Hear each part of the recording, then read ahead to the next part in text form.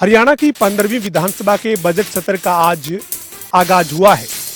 हरियाणा के राज्यपाल बंडारू दत्तात्रेय के अभिभाषण के साथ सदन की कार्यवाही शुरू हुई।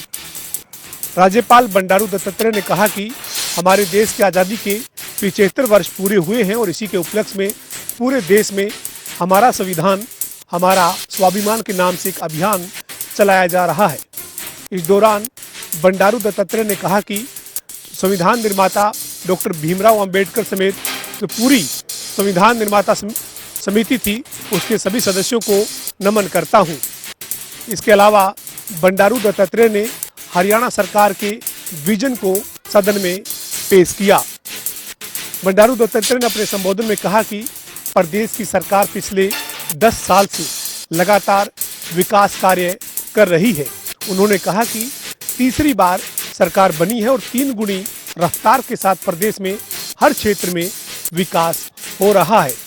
राज्यपाल बंडारू दत्तात्रेय ने अपने संबोधन में प्रदेश सरकार के बिना पर्ची खर्ची के रोजगार देने के मुद्दे और साथ ही किसानों की 24 फसलें एमएसपी पर खरीदने समेत कई मुद्दों का उल्लेख करते हुए सरकार के कार्यकाल की सराहना की।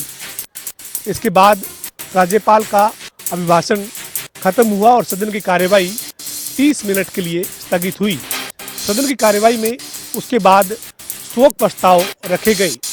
हरियाणा के मुख्यमंत्री नायब सिंह सैनी ने देश के पूर्व प्रधानमंत्री डॉक्टर मनमोहन सिंह के निधन पर शोक व्यक्त किया।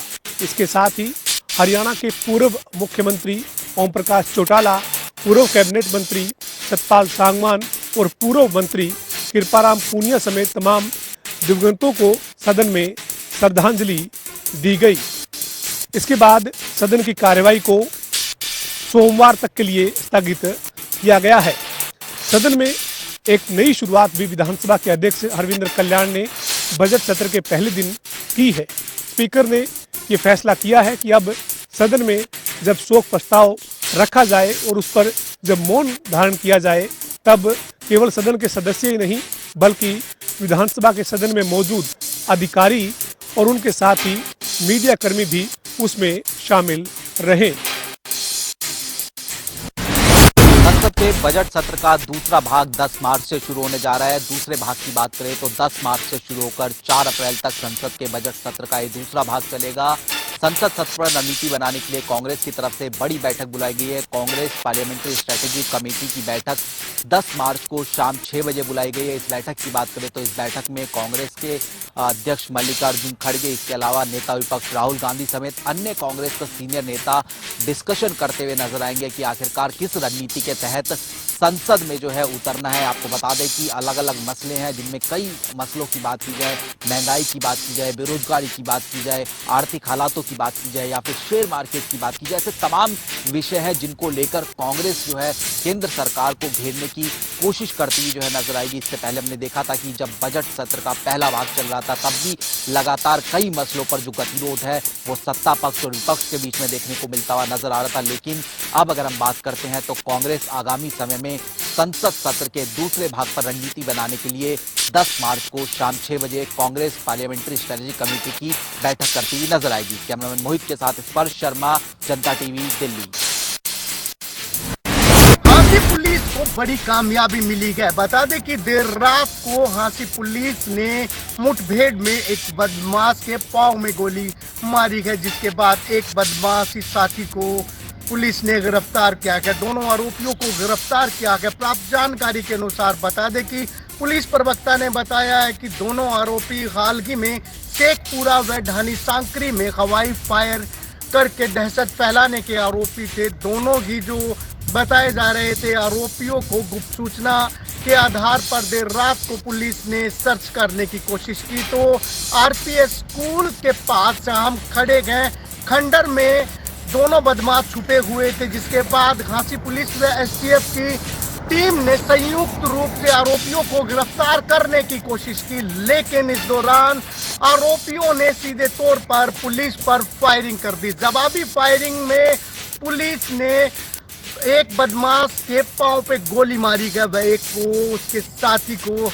मौके से गिरफ्तार किया गया। उनके पास से जिंदा कारतूस व असला भी बरामद किया गया है। फिलहाल पुलिस ने प्राथमिक उपचार के बाद दोनों को नागरिक अस्पताल में भर्ती करवाया गया, जहां उनका इलाज चल रहा है। जनता टीवी के लिए खासी से मनराज सिंह। बॉलीवुड की फिल्म जो कि अक्षय कुमार की थी, आपने देखी होगी स्पेशल 26, जिसके अंदर एक रोल था कि ठग बन करके ये लोगों को लूटा करते थे। वैसा ही एक मामला भिवानी में भी देखा गया। भिवानी के अंदर साइबर पुलिस ने इस मामले का पटाक्षेप भी कर दिया।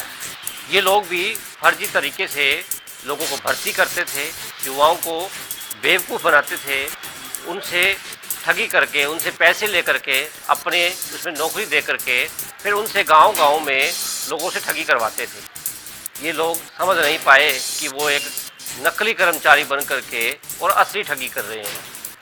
जब मामले की जानकारी इनमें से एक कर्मचारी को मिली जो कि गांव जाटुलुवारी का था, उसने पुलिस में शिकायत दे दी और फिर पुलिस ने मामले का पूरा पटाक्षेप भी कर दिया। इस मामले में पुलिस ने न केवल कैश बरामद किया है, बल्कि लाखों रुपए के कंप्यूटर व अन्य सामान भी बरामद कर लिया है। पुलिस मामले की अब तफ्तीश कर रही है। जनता टीवी के लिए भिवानी से दीपक बुटरेजा। शुक्रवार को बड़ा हादसा देखने को मिला। यहाँ स्कूली बस ने एक बच्ची को कुचल दिया। परिजन बच्ची को नागरिक अस्पताल लेकर पहुंचे, जहां डॉक्टरों ने उसे मृत घोषित कर दिया। परिजनों का आरोप है कि ड्राइवर की लापरवाही से बच्ची की मौत हुई है। आखिर पुलिस मामले की जांच कर रही है। सोनीपत से जनता टीवी के लिए कुलदीप सिंह। फरीदाबाद जिले से दिल दहला देने वाली घटना सामने आई है, जहां पर शादी समारोह से लौट रहे दंपत्ति और 3 बच्चों की मोटरसाइकिल जो है वो नाले में जा गिरी, जिसके चलते सभी लोग नाले में गिर गए और इस घटना से 2 बच्चों की मौत हो गई। बता दें आपको कि ये पूरी घटना देर शाम की है, जहां तेगांव पुल के पास गंदे नाले का काम चल रहा है। प्रशासन की लापरवाही के चलते दंपत्ति और बच्चे जो है वो मोटरसाइकिल लेकर नाले में जा गिरे।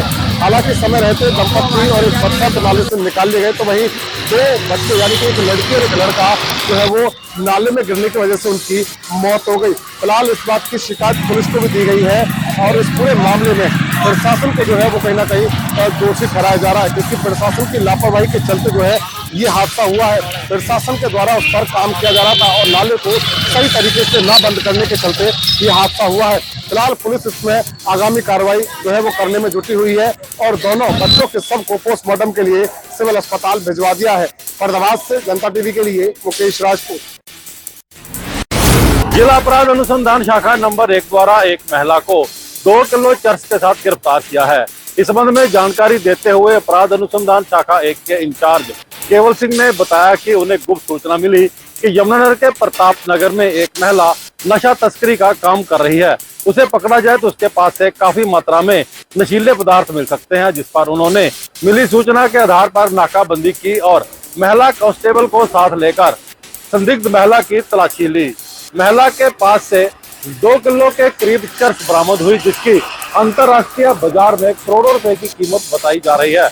उन्होंने बताया कि पूछताछ के दौरान महिला उत्तर प्रदेश के मिर्जापुर की रहने वाली बताई जा रही है।